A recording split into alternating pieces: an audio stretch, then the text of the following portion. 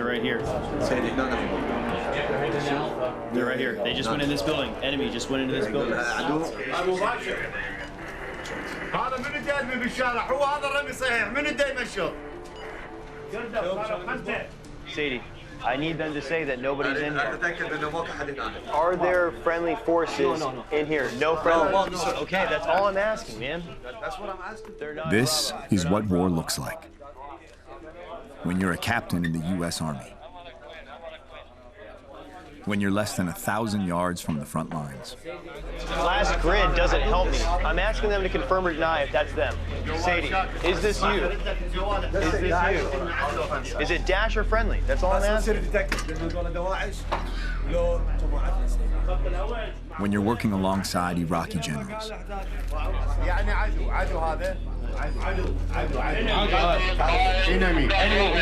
Cleared hot, approved. General Ali. When making the final calls that are the difference between who lives and who dies.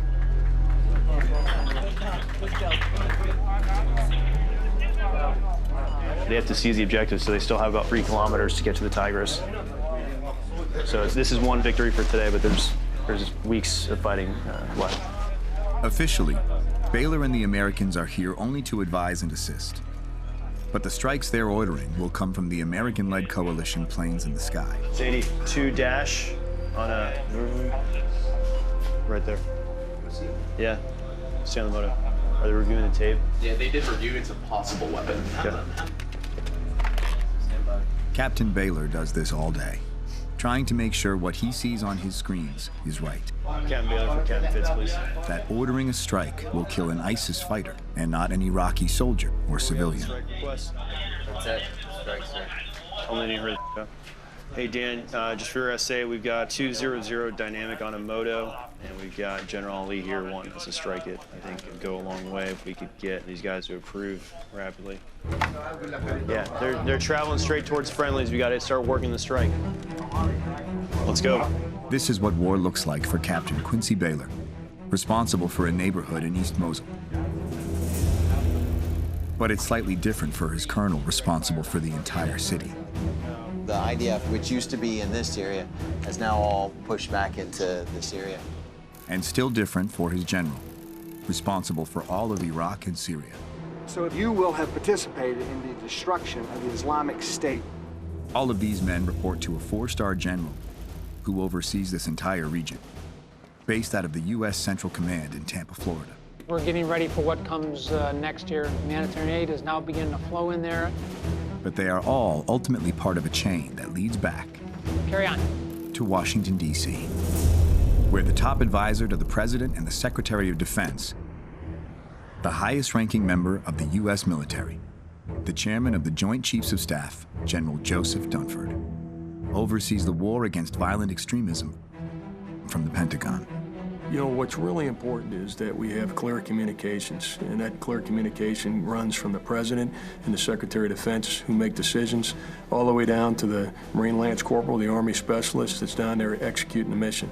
And that requires them to understand not only the specific tasks that we're giving them, but the intent, the broader objective that we're trying to accomplish. The number one priority for us is to protect the homeland and the American people from an attack, and also to protect our allies from attack against violent extremists. And this is a global challenge. We call it a trans-regional challenge, but it literally is in every corner of the globe. What started off as a typical Friday night turned out to be the deadliest day in the country since World War II. Responsibility for the murderous. There's a connection to ISIS in the San Bernardino Taliban now controls more territory than it did when the U.S. first entered Afghanistan just weeks after 9/11. Belgium, which for 4 months has been living on edge, took 2 devastating hits today. This isn't our challenge alone. It's a situation in which terrorist group Al-Shabaab has taken responsibility. Gunmen opened fire inside a nightclub in Orlando. Inspired by ISIS-inspired attack. An armed terrorist mowing down dozens on the main boulevard through Nice. ISIS is claiming responsibility for that attack on Saturday. What's going to be required to defeat this enemy is going to be a network of allies and partners around the globe. by, with, and through those local forces. The United States is providing training, advising, assisting them, and in some cases accompanying them on operations to make sure that their operations are more effective. But at the end of the day, I don't believe we could be successful without a robust coalition effort. And so it's critical, I think, to protect our way of life that we deal with terrorism and we disrupt the ability of the enemy to conduct operations in a homeland, to attack the American people where they are in the world, and to undermine our allies and their sense of security as well.